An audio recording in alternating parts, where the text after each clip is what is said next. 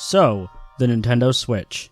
This home console hybrid is home to some of my favorite games of all time, and its incredibly varied library of games is very impressive. After the Wii U, which was a total commercial failure, the Switch was a massive comeback for Nintendo, and brought them back into relevancy within the home console market. It's pretty difficult to believe that this console is 5 years old now. It felt like yesterday when the previously codenamed NX was revealed to be the Switch, and then released on March 3rd, 2017. In this video, I am going to be talking about all of this console's ups and downs, as well as providing my personal opinions on the system. The hype for the Switch up to its release was real. The Switch presentation in January 2017 showed off so many first-party games that were planned for that year, and to this day, 2017 still holds the crown for the best year of the Switch in terms of game releases. Although 2022 is shaping up to be a similar year to 2017 when it comes to the sheer amount of fantastic games that are coming soon. Before the Switch was released, there were a lot of people debating on whether or not the Switch would succeed or fail. There were actually quite a few reasons to believe it could fail. On one hand, the console was rumored to be pretty underpowered, with only an Nvidia Tegra X1, a system on chip that's from 2015, made it considerably weaker than the base model PS4 and Xbox One. The Switch is stronger than the Wii U by a hardware standpoint, but not by a huge amount. It was also debated how well the Switch gimmick would actually hold up. Would people catch on to this as a genuine innovation in gaming, or was it another silly gimmick like the 3D function of the 3DS or the Wii U gamepad? Obviously, we know how everything turned out, though it was very funny seeing people who were so sure of themselves that the Switch would fail ended up being proven very, very wrong.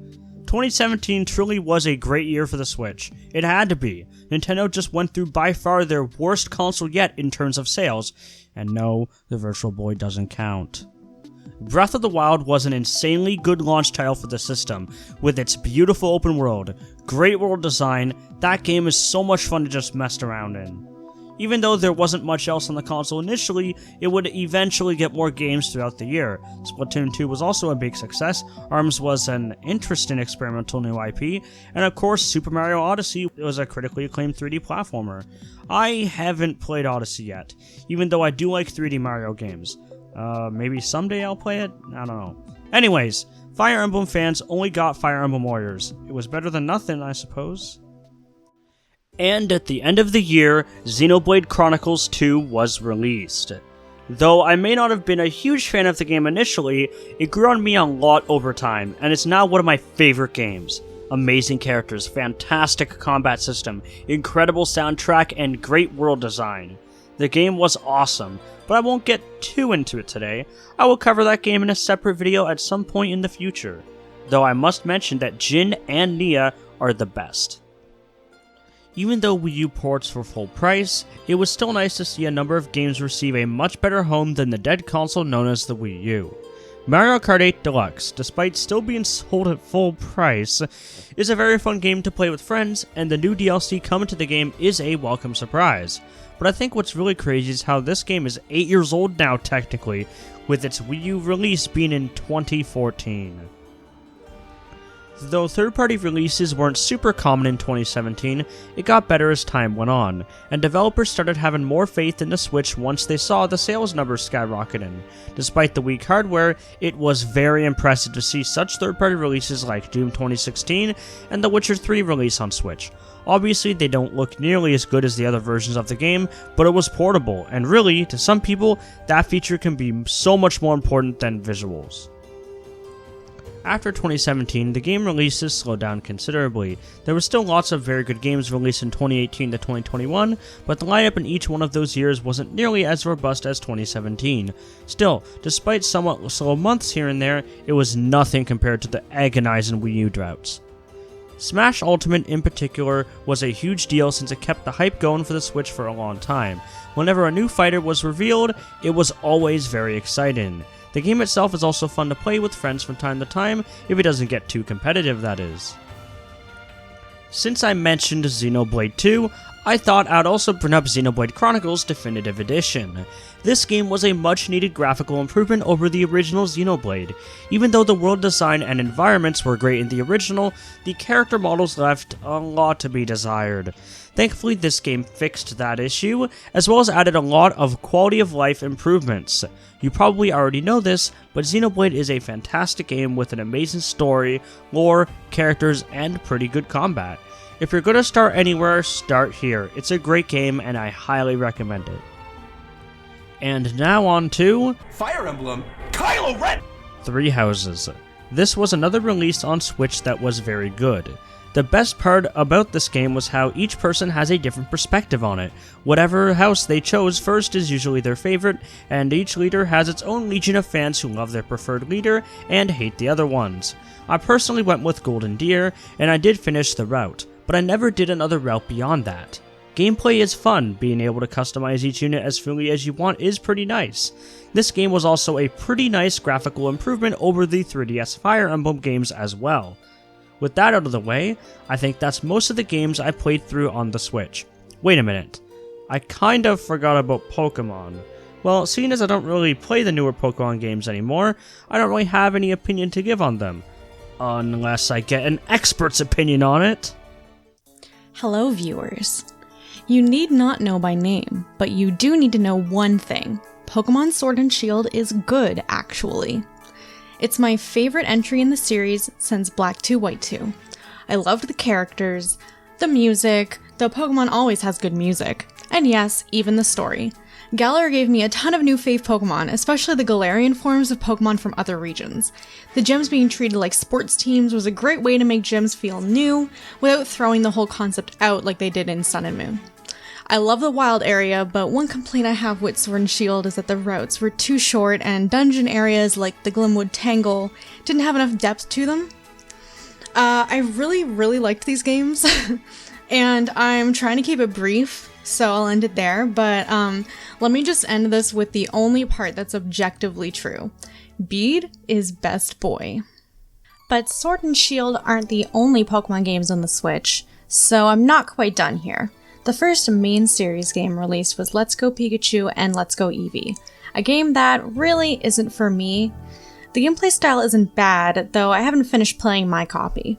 Ultimately, I understand that this game exists to ease new players who have only played Pokemon Go into the main series. For me, however, it's just okay.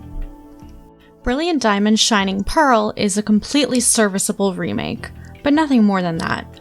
Honestly, these games kinda confuse me, because there are some things about Diamond and Pearl that Platinum fixed that the remakes kept in, and that's weird. Not to mention it's billed as a faithful remake, yet BDSP nerfed Super Contest, which really pissed me off as a part-time coordinator myself. I like the game's art direction too, but man is the movement in this game buggy as hell, especially when you ride a bike or have a tag-along character with you. I enjoy them, but they don't really give you more than what you would get just going back and playing the originals. The real star of Pokemon Switch games is obviously Pokemon Legends Arceus. I have had an absolute blast playing it, and it really rewards me as a longtime player who cares way too much about the human characters, Pokemon universe lore, and of course catching them all.